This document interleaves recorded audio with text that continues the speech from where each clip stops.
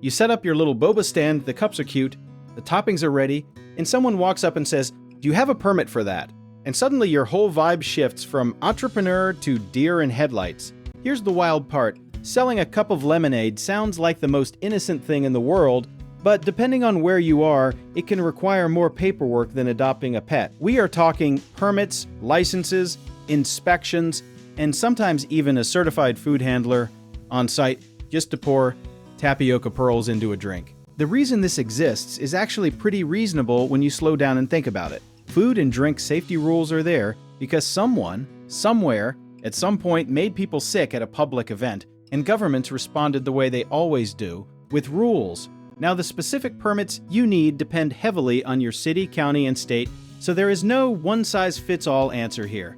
What is required in Austin, Texas might be completely different from what is required in Portland, Oregon, and that alone trips up a lot of first-time vendors. Most places will require you to get what is called a temporary food establishment permit, which is basically a short-term food service license for pop-up situations. You usually apply through your local health department, and yes, they will want to know exactly what you are serving and how you are preparing it.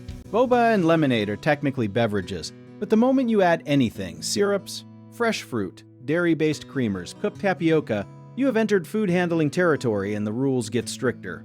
Think of it like a video game where every topping you add bumps up the difficulty level.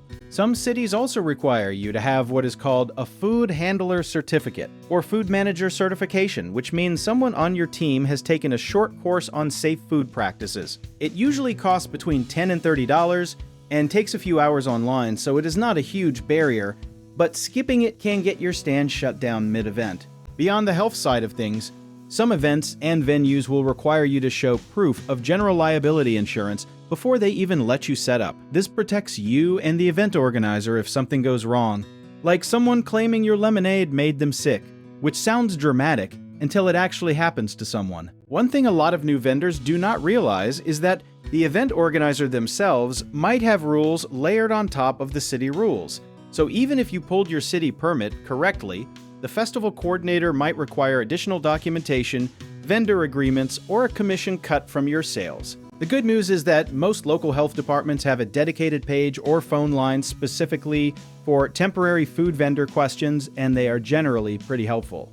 You are not the first person to show up confused, and you definitely will not be the last. If you are doing multiple events across different cities or counties, you may need to pull a separate permit for each location, which sounds exhausting but is just the reality of how local government works. Batch your applications early, keep digital copies of everything, and build permit fees into your pricing so you are not eating those costs out of your profit. There is also a thing called a cottage food law in many states, which sometimes allows small producers to sell certain homemade items without full commercial kitchen requirements, but beverages with perishable ingredients often fall outside that protection. Do not assume the cottage food exemption covers your fresh squeezed lemonade with mint and tagine until you have actually confirmed it with your local health department.